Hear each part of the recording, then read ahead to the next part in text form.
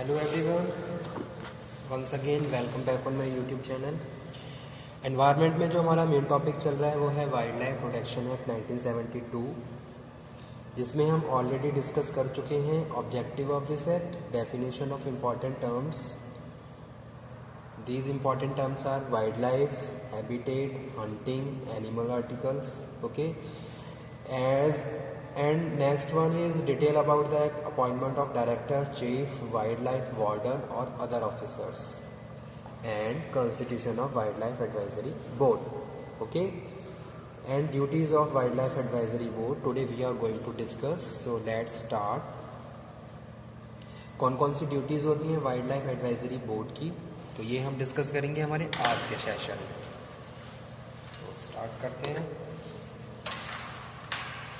Wild life protection act 1972 में establish किया गया with the object of maintain essential ecological process and life supporting system, okay, to preserve the biodiversity, यानी कि varieties of life on the earth, उसके preservation के लिए इस act को बनाया गया। To ensure a continuous use of species, protection and conservation of wild life, okay. तो इन सब ऑब्जेक्टिव की वजह से इस एक्ट को बनाया गया है। उसके लिए कुछ बहुत सारे ऑफिसर्स को अपॉइंट किया गया है, बहुत सारे कमिटीज़ हैं, बोर्ड है, बोर्ड को कंस्टिट्यूट किया गया, वाइल्ड लाइफ एडवाइजरी बोर्ड बनाया गया और उनकी ड्यूटीज़ असाइन की गई। तो क्या क्या ड्यूटीज़ होती हैं, तो section 8, under section 8 of this act,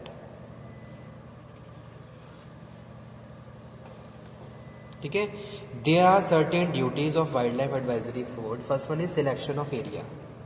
तो फर्स्ट जो ड्यूटी है वो क्या है, selection of area to be declare at sanctuaries,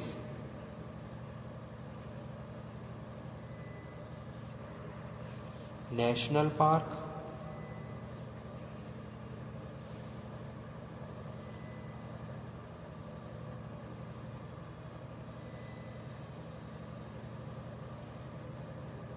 and closed area, ठीक है। तो जो वाइल्ड लाइफ एडवाइजरी बोर्ड है ये क्या करता है, ये प्लानिंग करता है कि भाई किस एरिया को हमें डिक्लेयर करना है एज अ नेशनल पार्क या फिर सैंक्चुरीज या फिर क्लोज एरिया। तो ये सारी ड्यूटीज़ किसकी होती हैं, वाइल्ड लाइफ एडवाइजरी बोर्ड की होती हैं, यानी कि declaration of the area. Second one जो ड्यूटी है that is formulation of policy, best policy को फॉर्मुलेट करना, इम्प्लीमेंट करना। Formulation of policy which are related to protection and preservation of wildlife, okay. Formulation of the policy for protection and conservation of the wildlife and specified plants for protection and conservation of wildlife and plants. Third one है measure to be taken to harmonizing the need of the tribals and the other dwellers of the forest with the protection and conservation of wildlife, okay. तो जैसा कि हमें पता है forest में tribes भी leave करती हैं, ठीक है, और अदर ड्वेलर्स, तो उनको किस तरीके से मेंटेन किया जाए, measures to be taken for harmonizing and conservation of wildlife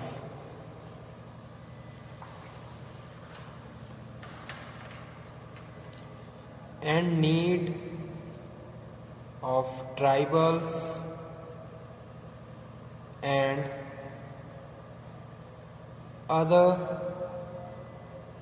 dwellers of the forest, ठीक है। और लास्ट है ड्यूटी जो कि है any matter referred to it by state government. तो ये सारी ड्यूटीज़ किसकी होती हैं, वाइल्ड लाइफ एडवाइजरी बोर्ड की होती हैं। After that, prohibition of hunting and dealing in animal articles. Prohibition of hunting and dealing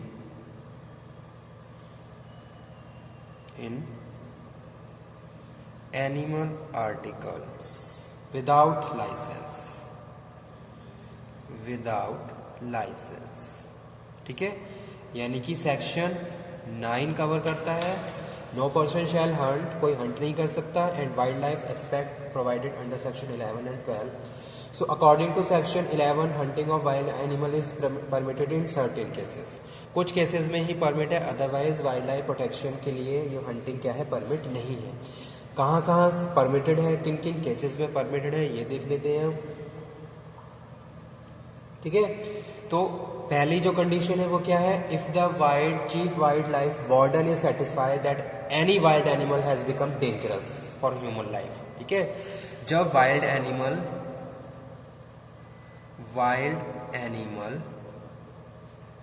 become dangerous for human life, यानी कि ह्यूमन लाइफ के लिए कोई वाइल्ड एनिमल डेंजर बन जाता है, इज डिसेबल्ड एंड डिसीज्ड, या फिर किसी को कोई बीमारी हो जा रही है, तो in that cases he may order to writing and stating the reason thereof and permit any person to hunt such animal और cause such animal to be hunted. पहली कंडीशन। सेकंड कंडीशन क्या है, the killing and wounding in good faith of any wild animal in self defence, ठीक है।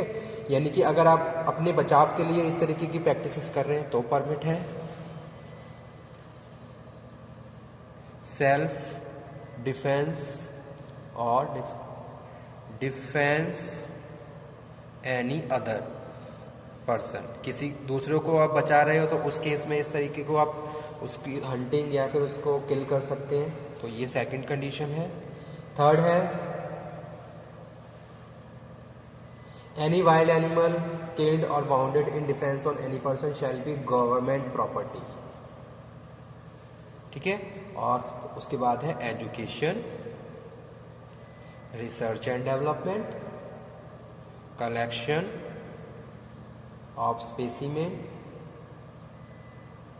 तो इन सब purpose से आप क्या कर सकते हो, कुछ परमिशन दी गई है, कुछ रिलैक्सेशन दिए गए हैं according to wild life protection act, otherwise it is prohibited of hunting and dealing of animal articles, ठीक है, विदाउट लाइसेंस। सेक्शन 9 कवर करता है इसको,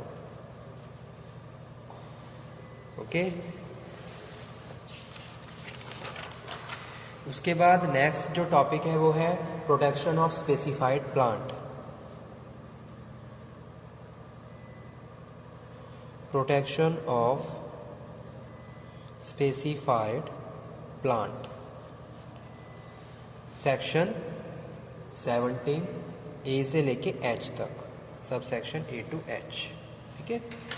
तो यहाँ पे हम बात कर रहे हैं, कुछ प्रोटेक्शन दिए गए हैं स्पेसिफाइड प्लांट के लिए। तो क्या क्या प्रोटेक्शन है, सबसे पहला है prohibiting picking and uprooting of specified plant, ऐसे प्लांट को पिक करना, अपरूट करना। Prohibited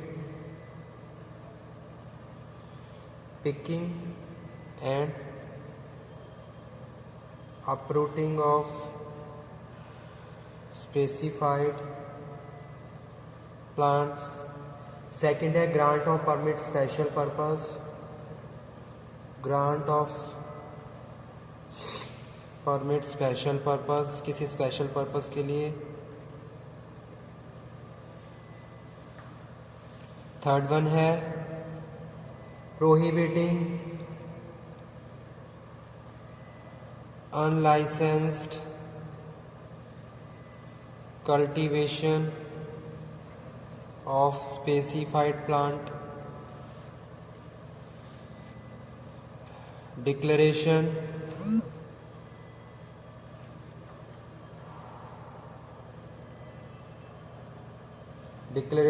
of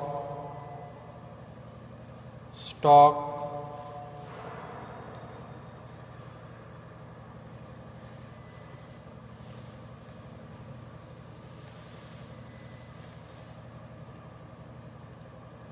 purchase of specified plant,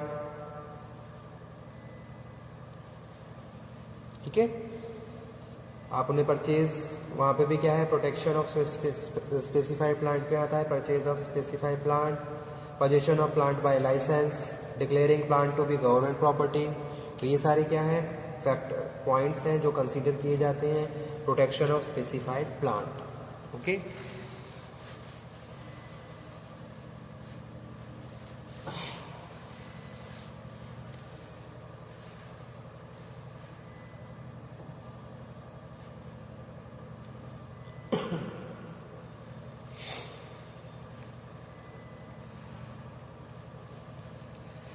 so this is all about today's session, environmental science, duties and life advisory, duties of life advisory, wildlife advisory board as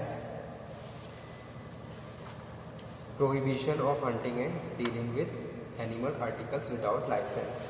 तो ये दो topic आज हमने cover करे हैं। इसी के साथ नेक्स्ट लेक्चर में हम डिस्कस करेंगे declaration of sanctuary and restriction on entry in सैनिचुरी।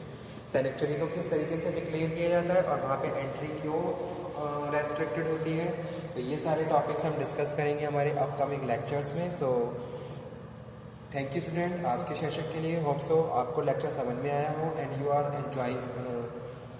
Enjoying कर रहे हैं, आप एंजॉय भी कर रहे हो सारे लेक्चर और प्रॉपरली अंडरस्टैंड भी कर रहे हो। Thank you very much. आज का सेशन यहीं पे फिनिश करते हैं।